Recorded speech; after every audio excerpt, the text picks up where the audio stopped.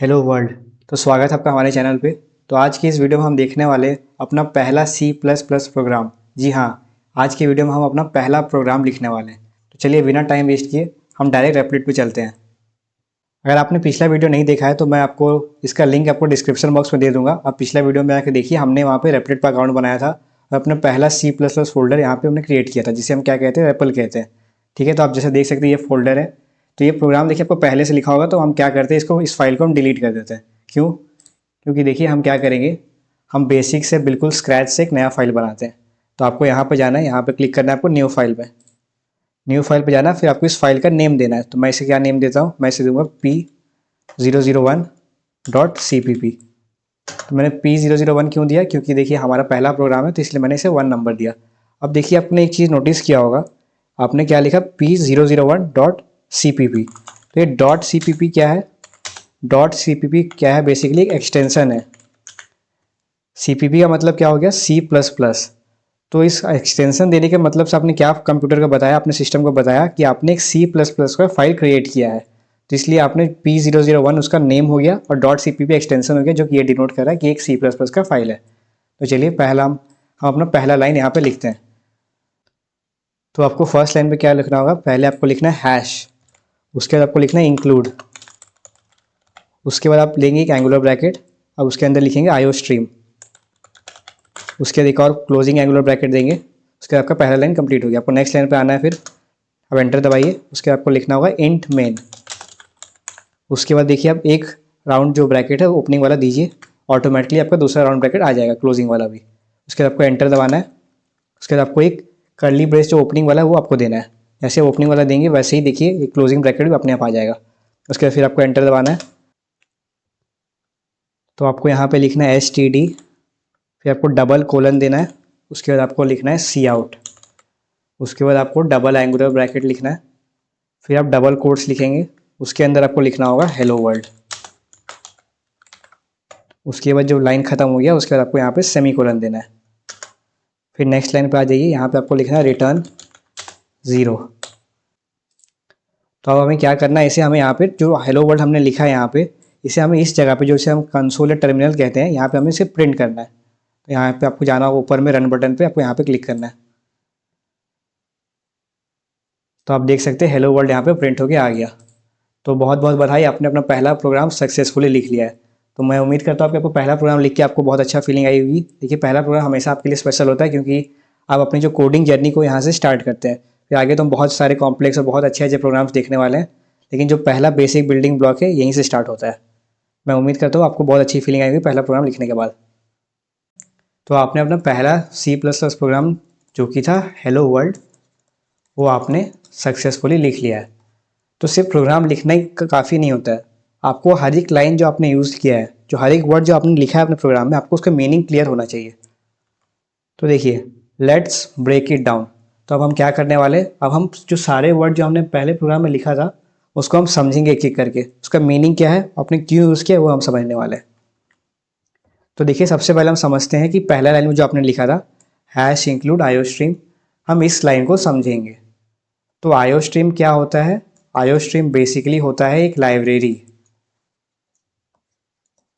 ठीक है, जैसे आप देखते होंगे अपने कॉलेजेस में या स्कूल में, वहाँ पर भी क्या होते हैं, लाइब्रेरीज होती है। ठीक है, लाइब्रेरीज के अंदर क्या क्या होते हैं, सेक्शंस होते हैं। मैं कलर चेंज कर लेता हूँ ताकि आपको बेटर विजिबिलिटी हो। मैं वाइट कलर यूज़ करता हूँ। देखिए, तो ये जैसे एक सेक्शन मान लीजिए हो गया आपका मैथ्स का सेक्शन। तो आपको क्या होगा, आप जो मैथ्स के जितने भी आपके बुक्स होते हैं ये इस मैथ्स के पर्टिकुलर सेक्शन में ही आपको मिलेंगे। वैसे ही यहाँ क्या है, ये एक लाइब्रेरी एक और सेक्शन हो गया। जैसे मान लीजिए ये हो गया आपका लिटरेचर का सेक्शन, तो यहाँ पे जितने भी लिटरेचर के जो बुक्स होंगे आपको इस सेक्शन में मिलेंगे।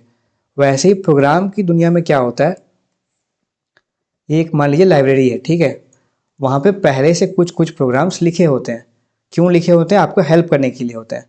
तो हम समझते हैं कि जो जो आईओ स्ट्रीम भी है ये बेसिकली क्या है, एक लाइब्रेरी है। इसका काम क्या है? काम है इनपुट और आउटपुट देने में हेल्प करना। जो आपने आउटपुट जो दिया था हेलो वर्ल्ड, तो वो किसकी मदद से आप दे पाए थे? क्योंकि आपके प्रोग्राम में आईओ स्ट्रीम प्रेजेंट था, जो इसका लाइब्रेरी था वो आपका यहाँ पे प्रेजेंट था, इसलिए आप यहाँ पे आउटपुट दे पाए थे। अगर ये लाइब्रेरी वहाँ पे नहीं होता तो आप आउटपुट भी नहीं दे पाते। ठीक है, तो अब देखिए आयोस्ट्रीम जो लाइब्रेरी है उसके अंदर क्या होते हैं, जैसे असली लाइब्रेरी में क्या था, अलग अलग सेक्शंस थे, वैसे यहाँ भी सेक्शंस होते हैं। ठीक है, तो ये सेक्शन देखिए, जैसे मान लीजिए पहला सेक्शन है, उसको हम क्या बोलते हैं, ओ स्ट्रीम। और जो दूसरा सेक्शन है उसे हम क्या कहते हैं, आई स्ट्रीम। तो जो ओ का मतलब देखिए क्या है, ओ का मतलब है आउटपुट, और आई का मतलब आप समझ चुके होंगे, इसका मतलब है इनपुट। तो ये जो दो सेक्शन है जिसे हम क्या कहते हैं, क्लासेस कहते हैं। ठीक है, इसको टेक्निकल टर्म्स में हम क्या कहते हैं, क्लासेस। ये क्लासेस एंड ऑब्जेक्ट जो कॉन्सेप्ट होते हैं वो ओओपी के पार्ट है। किसके पार्ट है, ओओपी के पार्ट है। तो इसको हम जब वहाँ पे हम पहुँचेंगे तो बहुत डिटेल में समझेंगे। बट अभी के लिए आप अगर एक अच्छा जो आइडिया देना चाहते हैं कि क्लासेस क्या होते हैं, तो आप समझ लीजिए एक लाइब्रेरी है, उसके अंदर जो सेक्शन है उसे हम क्या कह रहे हैं यहाँ पे, क्लासेस। तो उसके अंदर प्री डिफाइंड जो कोड लिखे गए हैं, जो पर्टिकुलर सेट ऑफ कोड है, उसको हम क्या कहेंगे, क्लासेस। तो हर एक क्लास के अंदर देखिए क्या होता है, अपना अपना ऑब्जेक्ट्स होता है। जैसे अब सेक्शन देखिए, आप जो रियल लाइब्रेरी है, रियल वर्ल्ड में जो लाइब्रेरी आप देखते हैं, तो उसके अंदर क्या होते हैं, सेक्शंस होते हैं। उसके अंदर सेक्शंस में क्या आपको मिलते हैं, आपको मिलते हैं बुक्स। तो वैसे यहाँ पर भी क्या है, जो क्लासेस है उसके अंदर आपको क्या मिलेंगे, ऑब्जेक्ट्स मिलेंगे। तो ऑब्जेक्ट्स क्या होते हैं, हम थोड़ी देर बाद हम देखने वाले कि कौन से ऑब्जेक्ट इसके अंदर होते हैं जो आपको हेल्प करने वाले आउटपुट और इनपुट में। तो अभी के लिए आप समझ चुके होंगे कि आयोस्ट्रीम क्या है। आयोस्ट्रीम बेसिकली एक लाइब्रेरी है सी प्लस प्लस का, जो आपको क्या करता है, आपको इनपुट एंड आउटपुट में आपको हेल्प करता है। ठीक है, आप समझ चुके होंगे आयोस्ट्रीम क्या होता है। अब देखिए उससे पहले आपने क्या लिखा था, आपने लिखा था हैश इंक्लूड। तो हैश इंक्लूड क्या है, हैश इंक्लूड को बेसिकली हम कहते हैं एक प्री प्रोसेसर डायरेक्टिव। ये इसका नाम ज़्यादा इंपॉर्टेंट नहीं है, बट ये क्या करता है वो इंपॉर्टेंट है। तो ये क्या करता है, जैसा कि ये नाम से पता चल रहा है कुछ इंक्लूड करता है। तो क्या इंक्लूड करता है ये इंक्लूड करता है आयोस्ट्रीम की लाइब्रेरी को। अगर आप कोई और लाइब्रेरी, जैसे बाद में हम देखेंगे और भी हम लाइब्रेरी यूज़ करेंगे, तो आपको अगर वो लाइब्रेरी को आपको प्रोग्राम में यूज़ करना है तो आपको यहाँ पे क्या लिखना होगा, हैश इंक्लूड। तो इससे क्या होता है, देखिए आपने हैश इंक्लूड लिखा तो इससे क्या होगा, आपने कंपाइलर को बेसिकली एक सिग्नल दिया, या आपने उसे बताया कि आप इस प्रोग्राम जो आप अभी लिखे हैं उस पर आप आयोस्ट्रीम लाइब्रेरी के जो फंक्शनैलिटीज़ जो है उसको आप यूज़ करना चाहते हैं। तो इसलिए आपने इसकी मदद से उसको जो फंक्शनैलिटी जो आयोस्ट्रीम प्रोवाइड करता है आपको, जो कि इनपुट एंड आउटपुट का है, वो आपने अपने प्रोग्राम में इन्फ्यूज़ कर लिया। तो इन्फ्यूज़ कर लिया आपने अपने प्रोग्राम में, तो इसका जो फीचर था आयोस्ट्रीम का, ये यहाँ पे आ गया। तो आप अपने प्रोग्राम में ईजिली आप क्या कर सकते हैं, आप इनपुट और आउटपुट दोनों कर सकते हैं। तो क्योंकि आपने हैश इंक्लूड लिखा तो अब कंपाइलर को पता चल गया कि ठीक है आप यहाँ पे आयोस्ट्रीम लाइब्रेरी यूज़ करना चाहते हैं, तो आपको अलाउ करेगा इनपुट एंड आउटपुट के लिए। ठीक है, तो आप समझ चुके होंगे हैश इंक्लूड का मतलब क्या है और क्या यूज़ है, और आयोस्ट्रीम क्या होता है और उसका भी क्या यूज़ है। चलिए अब नेक्स्ट लाइन पे देखते हैं कि नेक्स्ट लाइन पे हम क्या लिखे थे। तो नेक्स्ट लाइन पे हमने क्या लिखा था, हमने नेक्स्ट लाइन पे लिखा था इंट मेन। तो मेन देखिए क्या है, मेन एक फंक्शन है। क्या है, फंक्शन। फंक्शन क्या होता है, देखिए फंक्शन हम बहुत डिटेल में आगे जाके कवर करेंगे, बट अभी के लिए आप समझिए कि फंक्शन कुछ नहीं, बेसिकली क्या है, ब्लॉक ऑफ कोड है।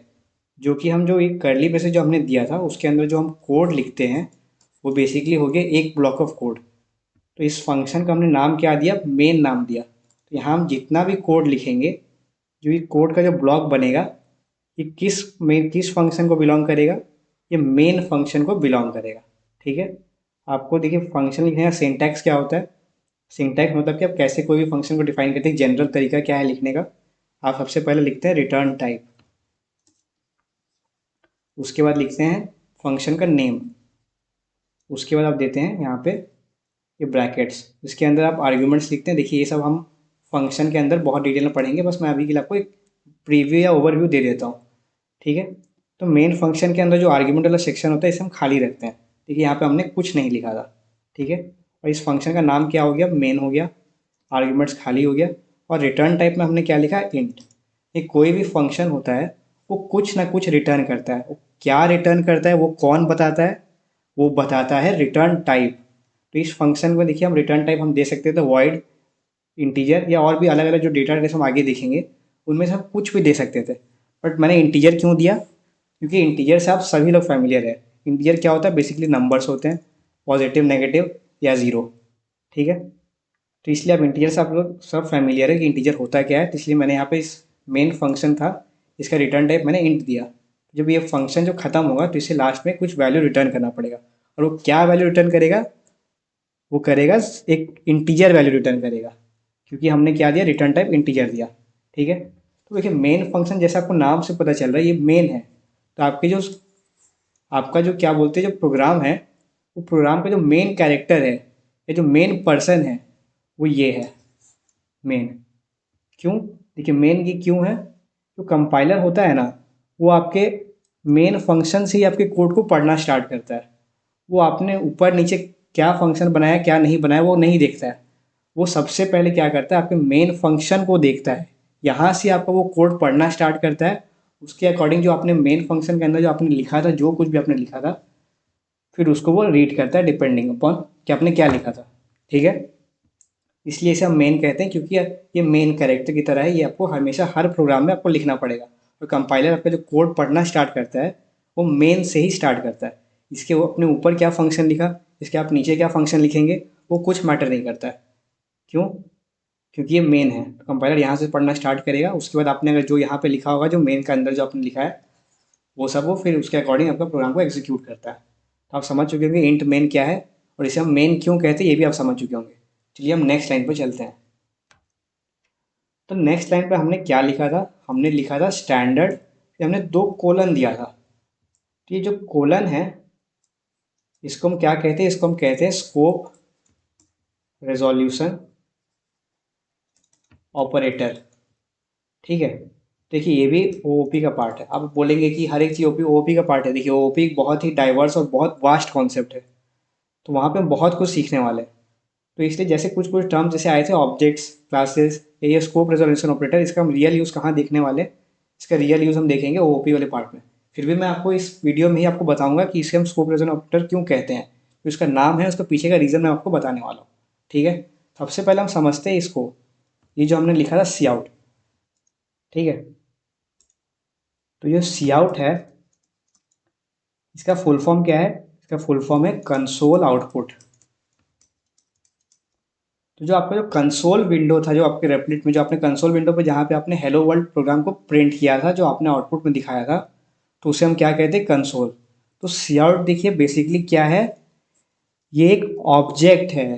तो आपने थोड़ी देर पहले देखा था लाइब्रेरी होते हैं, उसके अंदर क्लासेस होते हैं, और क्लासेस के अंदर क्या होते हैं, ऑब्जेक्ट्स होते हैं। तो ये कौन से क्लास का ये ऑब्जेक्ट है, आप गेस कर सकते होंगे, ये है ओ स्ट्रीम क्लास का ऑब्जेक्ट। जी हाँ, अगर आपने सही गेस किया तो बहुत बहुत बधाई। अब नहीं भी कर पाए तो कोई बात नहीं, आप समझिए। ओ स्ट्रीम क्या था, आउटपुट स्ट्रीम था, और सी आउट क्या है, कंसोल आउटपुट। तो सी आउट का काम क्या हो गया, सी आउट का काम हो गया आउटपुट करना। तो ये जो ओ स्ट्रीम जो क्लास था उसका ऑब्जेक्ट हो गया आपका सी आउट। सी आउट का काम क्या है, आउटपुट देना। ठीक है, तो आप सी आउट जब भी लिखते हैं उसके बाद आपको हमेशा ये आपको लिखना पड़ेगा। तो ये बेसिकली होता है एक ऑपरेटर, बोलते हैं इसे हम इंसर्शन ऑपरेटर कहते हैं। तो आपको ये क्या करने में हेल्प करता है, आपको जो भी आप लिखेंगे इसके बाद वो आपका जो आउटपुट जो कंसोल विंडो है, जो टर्मिनल विंडो है, वहाँ पे वो चीज़ प्रिंट हो जाएगा। ठीक है, अब हम देखते हैं कि ये जो हेलो वर्ल्ड हमने लिखा था ये क्या होता है। चलिए अब एक एम्प्टी स्लाइड लेते हैं, फिर वहाँ पे हम इसके डिस्कस करते हैं अच्छे से। तो आपने क्या लिखा था, आपने लिखा था हेलो वर्ल्ड, और आपने इसको किसके अंडर में लिखा था, आपने लिखा था इसको डबल कोट्स के अंडर में। तो देखिए हेलो वर्ल्ड क्या है, हेलो वर्ल्ड एक स्ट्रिंग है। अब आप सोचेंगे कि स्ट्रिंग क्या होता है, देखिए मैं आपको बताता हूँ कि स्ट्रिंग क्या होता है। तो जो आपके जो कैरेक्टर्स है, जो HELLO, तो जो H हो गया, E हो गया, L हो गया, L हो गया, O हो गया, ये सब क्या है, जो इंडिविजुअल जो एलिमेंट्स जो एंटिटीज़ है, इसे हम क्या कहते हैं, कैरेक्टर्स कहते हैं। क्या कहते हैं, कैरेक्टर्स। तो जो कैरेक्टर का जो सीक्वेंस होता है, ठीक है, जो सीक्वेंस ऑफ कैरेक्टर जब हम फॉर्म करते हैं तो उसे हम क्या कहेंगे, उसे हम कहेंगे स्ट्रिंग। तो हेलो वर्ल्ड स्ट्रिंग क्यों हो गया, क्योंकि ये सीक्वेंस ऑफ कैरेक्टर से आपने इसे बनाया है, इसलिए हेलो वर्ल्ड एक स्ट्रिंग है। और हम जब भी स्ट्रिंग यूज़ करते हैं तो रूल क्या है, रूल है कि आपको जब भी स्ट्रिंग यूज़ करना है तो आपको हमेशा उसको डबल कोट्स के अंदर लिखना है। ये बेसिक स्ट्रिंग लिखने का रूल है। अब जब भी स्ट्रिंग यूज़ करेंगे तो आपको उसको डबल कोट्स के अंदर ही हमेशा लिखना है। आप यहाँ पे कुछ भी लिख सकते हैं, आप नाम लिख सकते हैं या हेलो लिख सकते हैं, आप जो चाहे वो लिख सकते हैं इसके अंदर।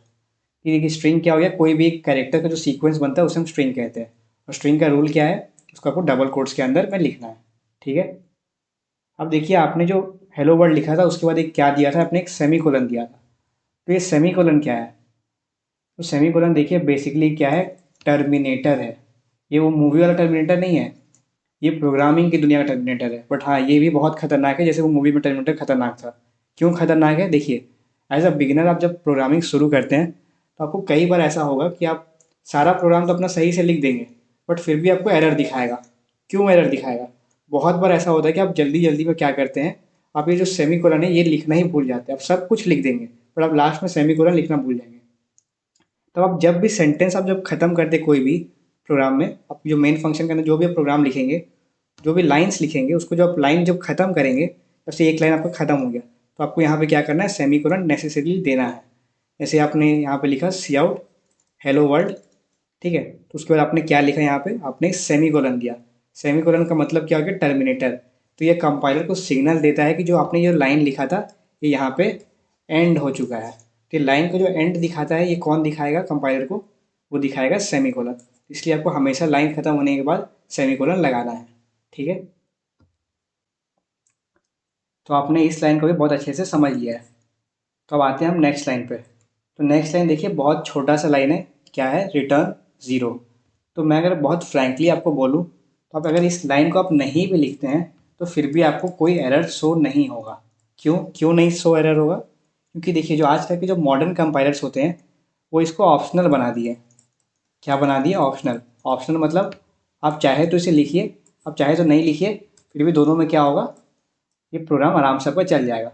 बट फिर भी एज अ गुड प्रैक्टिस, एक होता है ना कि आप कन्वेंशन को फॉलो करते हैं, तो अगर कन्वेंशन को आपको फॉलो करना एक अच्छा प्रैक्टिस बनाना है प्रोग्रामिंग की दुनिया में, तो आपको क्या करना होगा, ये इसको लास्ट में हमेशा मेन फंक्शन जब खत्म होने वाला होगा तो आपको लास्ट में रिटर्न ज़ीरो लिखना होगा। क्योंकि मैंने आपको पहले बताया था जो हर एक फंक्शन होता है, चाहे कोई भी फंक्शन हो, वो क्या करता है, हमेशा कुछ ना कुछ वैल्यू रिटर्न करता है। अब वो कौन बताता है कि क्या रिटर्न करेगा, वो उसका रिटर्न टाइप बताता है, ठीक है।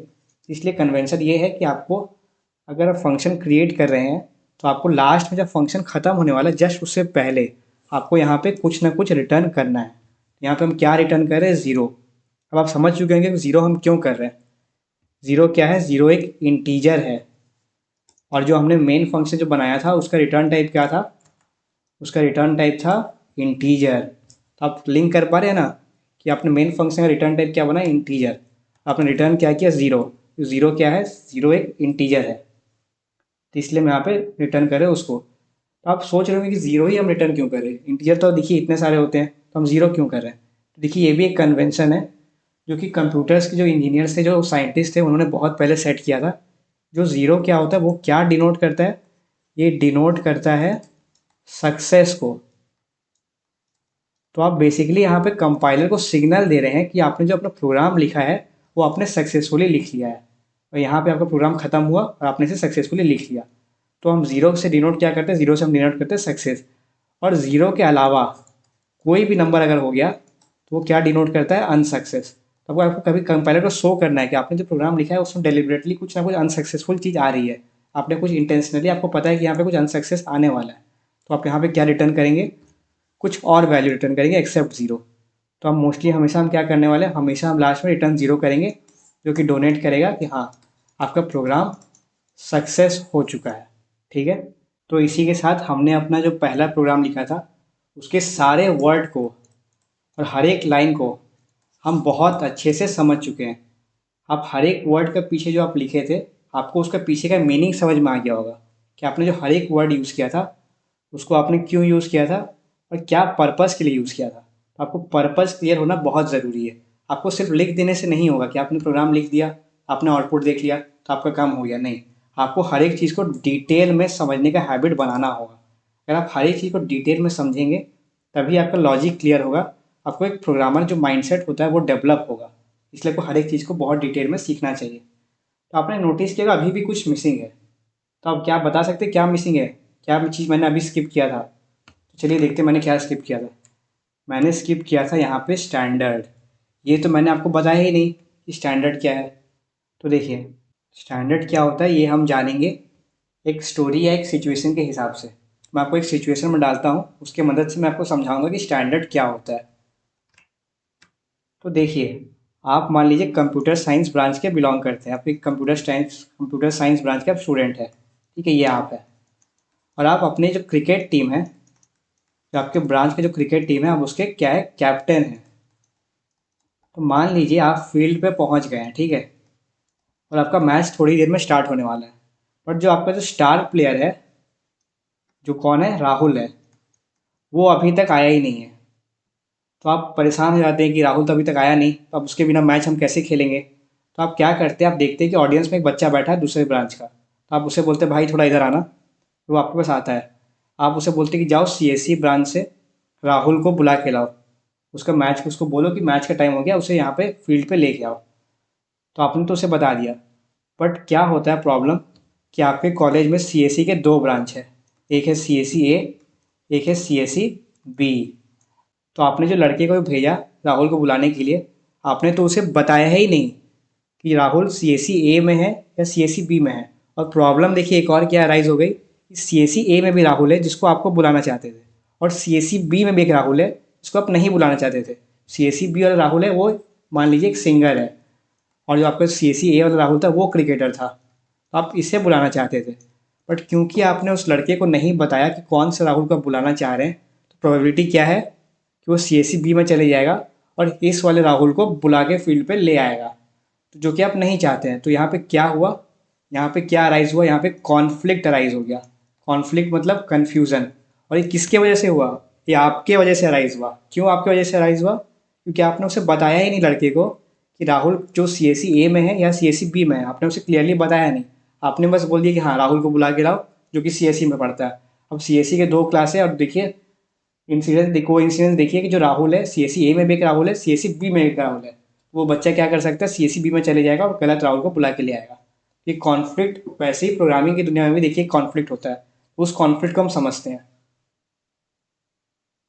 तो प्रोग्रामिंग की दुनिया में भी जैसे यहाँ पे ब्रांचेस थे, वैसे ही वहाँ पे क्या होते हैं, ग्रुप्स होते हैं, ठीक है, जिनको हम क्या कहते हैं, नेम स्पेस। देखिए नेम स्पेस भी हम आगे डेडिकेटेड लेक्चर्स में देखेंगे, बट अभी के लिए आप अगर बेसिक समझिए तो नेम स्पेस क्या होता है। नेम स्पेस होता है बेसिकली ग्रुप। तो मान लीजिए एक ग्रुप आपके पास था स्टैंडर्ड, और दूसरा ग्रुप था ए बी सी। मान लीजिए कोई भी ए बी सी नाम का ग्रुप था। तो स्टैंडर्ड के अंदर मान लीजिए एक वर्ड है सी आउट, और यहाँ भी एक और वर्ड है सी आउट। ये जो स्टैंडर्ड है ये क्या है, पहले से एक बना हुआ ग्रुप है, जहाँ पे कुछ पर्टिकुलर वर्ड्स पहले से लिखे हुए हैं, जिनका मीनिंग जो है वो फिक्स्ड है। तो सी आउट का मीनिंग क्या था, सी आउट का मीनिंग था कंसोल में आउटपुट करना। तो ये कुछ ऐसे वर्ड्स को अपने अंदर रखता है स्टैंडर्ड, इनका मीनिंग फिक्स है। बट मान लीजिए कोई प्रोग्रामर क्या करता है, अपना मन से कोई और ग्रुप बना देता है, ठीक है, इसका नाम रखता है वो ए बी सी, और वो क्या करता है वहाँ पे वो सी आउट का मीनिंग ही बदल देता है। वहाँ मान लीजिए हाइपोथेटिकली वो क्या करता है, सी आउट से वो क्या करवाता है, एडिशन करवाता है। तो ये क्या हो गया, यहाँ पे उसने सी आउट का मीनिंग ही बदल दिया इस ग्रुप के अंदर। तो जब आप कंपाइलर में जब आप लिखते हैं जब सी आउट, तो क्या उस लड़के की तरह आपको सिचुएशन लग रहा है यहाँ पे कुछ आ रहा होगा। जी बिल्कुल सेम सिचुएशन आने वाला है। ये कंप्यूटर देखिए बहुत डम मशीन होता है, उसको आपको हर एक चीज़ बताना पड़ता है तब जाके वो कोई चीज़ को एग्जीक्यूट करेगा, ठीक है। तो आपने यहाँ पे क्योंकि बस सी आउट लिख दिया, तो कंपाइलर हो जाएगा कन्फ्यूज़। अब वो देखेगा कि अरे सेम सिचुएशन जो लड़की जैसे था, वो जाएगा देखेगा अरे यहाँ भी सी आउट है, यहाँ भी सी आउट है। तो जहाँ भी कंप्यूटर की दुनिया में कॉन्फ्लिक्ट अराइज होती है, तो वहाँ पे समझ लीजिए क्या आता है, एरर। तो आपका प्रोग्राम यहाँ पे चल ही नहीं पाएगा, क्योंकि आपने कंपाइलर को बताया ही नहीं जो आप सी आउट जो यूज़ करना चाहते हैं वो एक स्टैंडर्ड वाला सी आउट है, ये कोई रैंडम ए बी सी का सी आउट नहीं है। तो आपको कंपाइलर को बताना पड़ेगा कि जो सी आउट आपने यूज़ किया है वो कहाँ का सी आउट है, वो स्टैंडर्ड का सी आउट है। तो आपको क्या करना पड़ा, आपको बताना पड़ा कि सी आउट जो है स्टैंडर्ड का। आप कैसे बताएंगे, आप बताएंगे स्कोप रेजोल्यूशन ऑपरेटर के नाम से। तो आपने नाम नोटिस किया, स्कोप रेजोल्यूशन। आपने क्या देखा था, इससे पहले कॉन्फ्लिक्ट अराइज हुआ था कि सी आउट कहाँ का है। तो स्कोप रेजोल्यूशन का नाम देखिए रिजोल्यूशन, यानी कि वो जो कॉन्फ्लिक्ट अराइज हुआ है उसको क्या करता है, ये इसको रिजॉल्व करता है।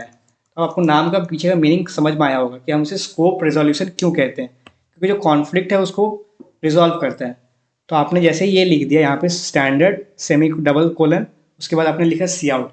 इससे क्या हुआ, इससे क्या हुआ, इससे आपने कंपाइलर को बता दिया कि हाँ ये वही सी आउट है जो कि स्टैंडर्ड ग्रुप के अंदर है, जिसका मीनिंग फिक्स है।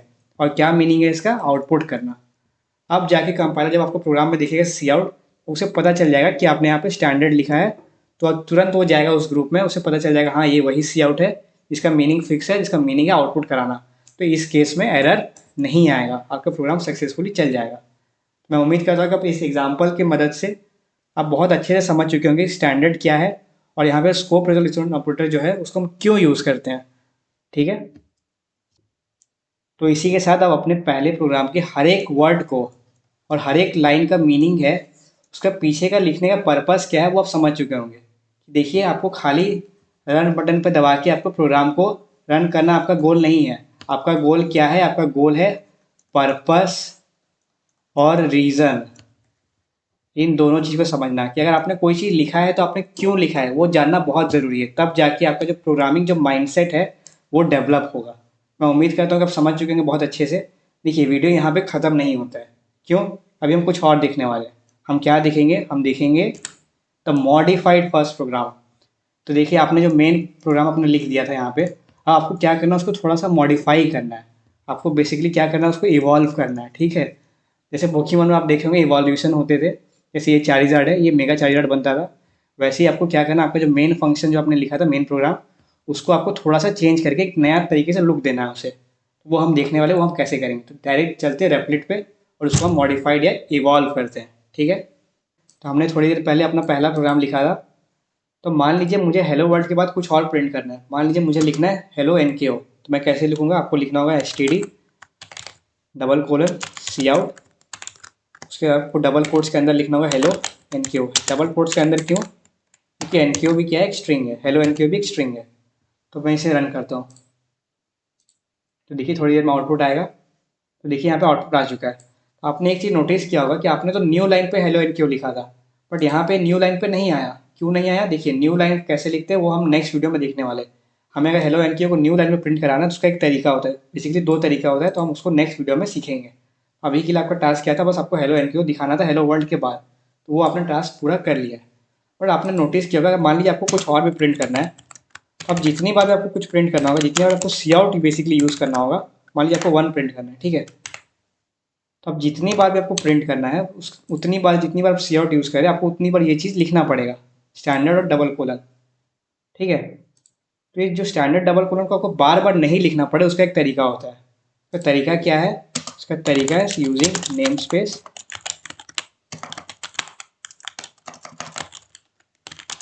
स्टैंडर्ड। जैसे मैंने बताया था आपको, स्टैंडर्ड क्या था? एक ग्रुप था, जो ग्रुप को हम क्या टेक्निकली बोलते हैं? नेम स्पेस कहते हैं। ठीक है, तो यूजिंग क्या है? यूजिंग इंक्लूड की तरह ही है। इंक्लूड आपका क्या प्रोग्राम में करता था? ये कंपाइलर को बेसिकली बताता था कि आपने जो आईओस्ट्रीम लाइब्रेरी है वो अपने प्रोग्राम में आपने यूज़ किया है। वैसे यूजिंग भी क्या है? वो बताता है कि आपने जो स्टैंडर्ड नाम का जो नेम स्पेस है वो आपने प्रोग्राम में यूज़ किया है। तो अब कंपाइलर क्या होगा? सी आउट देखेगा, पहले देख लेगा कि हाँ आपने यहाँ पे स्टैंडर्ड जो नेम स्पेस है वो आपने यूज़ कर लिया है, तो उसको यहाँ पे कन्फ्यूज़न नहीं होगा। उसको पहले ही आपने बता दिया कि जो सी आउट है ये वही सी आउट है जो स्टैंडर्ड के अंदर आता है। आपको बार बार ये जो लिखना है, आपने जो आपने लिखा है स्टैंडर्ड डबल कोलन, ये आपको अब बार बार नहीं लिखना होगा। आप उसको आराम से हटा सकते हैं। देखिए, अब रन करूँगा मैं इसे फिर से, तो देखिए यहाँ पे आ गया हेलो वर्ल्ड, हेलो एनक्यू, फिर हमने लिखा था वन, तो वन भी प्रिंट होकर आ गया। तो ये जो बार बार जो लिखने का अवॉइड करने का तरीका है, ये क्या है? Using name space standard. तो इसी के साथ हमने अपना पहला प्रोग्राम को क्या कर लिया? मॉडिफाइड कर लिया।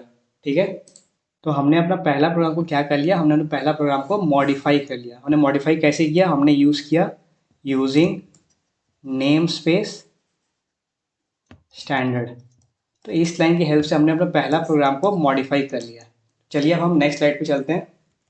नेक्स्ट स्लाइड देखिए हमसे क्या कहता है। नेक्स्ट स्लाइड हमें कहता है कि वो एक बॉयलर प्लेट कोड का स्लाइड है। तो ये जो कोड आप देख रहे हैं यहाँ पे, ये बेसिकली क्या है? ये है boiler plate code. Boiler plate code क्या होता है? ये बेसिकली ऐसा कोड होता है जो आपको ऑलमोस्ट 100% ऑफ द टाइम आपको प्रोग्राम में आपको लिखना पड़ेगा। आप चाहे प्रोग्राम कुछ भी बनाएं, आपको जो इतना पार्ट है कोड में, ये आपको हमेशा लिखना पड़ेगा। तो ऐसा कोड जो आपको बार बार लिखना है उसे हम क्या कहते हैं? Boiler plate code. तो आपका टास्क देखिए क्या है। तो आपका टास्क क्या है? आपका टास्क है इसको मेमोराइज़ करना। ये जो बॉयलर प्लेट कोड है इसको आपको मेमोराइज़ करना है। मेमोराइज़ क्यों करना है? क्योंकि ये बॉयलर प्लेट कोड है, इसे आप हर कोड में यूज़ करने वाले हो। क्योंकि आप अभी बिगिनर हो तो आपको ये चीज़ मेमोराइज़ करना होगा। आप जब इनफ नंबर ऑफ प्रोग्राम जब प्रैक्टिस कर लोगे तो देखोगे, आप लेक्चर जब आगे बढ़ोगे तो आप देखोगे कि आपको ये आपके मसल मेमोरी में क्या होगा? बिल्ड हो जाएगा। आप जानते होंगे अगर आपकी कोई चीज़ मसल मेमोरी में बिल्ड हो गया तो आपको वो चीज़ सोचना भी नहीं पड़ता है, आप ऑटोमेटिकली वो टास्क को कर दोगे। तो वैसे ही जब इनफ नंबर ऑफ प्रैक्टिस कर लोगे प्रोग्राम्स को इस सीरीज़ के फॉलो करते हुए, तो आप देखोगे कि आपको ये जो बॉयलर प्लेट कोड है आपकी मसल मेमोरी में बिल्ड हो जाएगा, आप बिना सोचे इसे ऑटोमेटिकली टाइप कर दोगे। ठीक है। तो देखिए मैंने इस लेक्चर में आपको हर एक वर्ड जो आपने यूज़ किया था हेलो वर्ल्ड प्रोग्राम में, वो हर एक वर्ड के पीछे का रीज़न समझाने का अपना पूरा प्रयास किया है। ठीक है। तो अगर आपको रीज़न और पर्पस समझ में आए हैं हर एक वर्ड का, तो आप ज़रूर से वीडियो को क्या करिए, आप लाइक करिए और चैनल को क्या करिए, सब्सक्राइब भी कर दीजिए और अपने दोस्तों के साथ इसे शेयर करिए ताकि उनको भी क्वालिटी और अच्छा कंटेंट मिल पाए। देखिए मैक्सिमम लोग क्या करते हैं, वो आपको हेलो वर्ल्ड प्रोग्राम लिख के तो बता देंगे, उसमें बता देंगे एक दो चीज़ आपको बता के वो निकल जाते हैं। बट मैंने क्या किया, देखिए मेरा ऐसा मानना है कि आप कोई चीज़ भी लिखते हैं तो आपको उसका पीछे का रीज़न क्लियर होना चाहिए। तो इस वीडियो का मेरा पर्पस मेन क्या था, आपको हेलो वर्ल्ड प्रोग्राम तो लिखाना था, पर दूसरा पर्पस क्या था, जो मेन पर्पस था मेरा, वो था आपको हर एक वर्ड जो आपने यूज़ किया है उसके पीछे का रीज़न आपको एटलीस्ट अभी से क्लियर होना चाहिए। एज अ बिगिनर भी आप देखिए टफ चीज़ को अगर फेस करेंगे तभी आप ग्रो कर पाएंगे। तो कोई टफ कॉन्सेप्ट आता है तो आपको उससे घबराना नहीं है, आपको उसको फेस करना है, आपको लेना है, हाँ आपको उसे एज चैलेंज लेना है कि हाँ ये चैलेंज मेरे लिए आया है, मुझे ये फेस करना है, आपको समझने का ट्राई करना है। तो कोई चीज़ समझ में अगर नहीं भी आया तो वीडियो को वापस से रिवाइंड करिए, अब 2-3 बार सुनिए आराम से, आपको 100% समझ में आ जाएगा। तो जैसा कि मैंने बताया अगर फिर भी आपको समझ में नहीं आता है तो जो कमेंट सेक्शन है क्या है, कमेंट सेक्शन आपके लिए डाउट फॉरम की तरह है। आपको जो भी वीडियो में डाउट आता है उसको कमेंट्स में हमेशा लिखिए, मैं हमेशा प्रयास करूँगा कि आपके जो कमेंट है, जो आपके डाउट है, आपको मुझे वहाँ पे आपको क्लैरिफिकेशन आपको दे पाऊँ। तो आपको क्या करना है, आपको वीडियो अगर अच्छा लगे तो आपको लाइक करना है, चैनल को सब्सक्राइब भी कर दीजिए अगर अभी तक आपने नहीं किया है तो, और इस वीडियो को अपने दोस्तों के साथ शेयर भी करिए ताकि उनको भी क्वालिटी और अच्छा कंटेंट मिल पाए। तो धन्यवाद आपका वीडियो देखने के लिए, हम मिलते हैं आपसे नेक्स्ट लेक्चर में।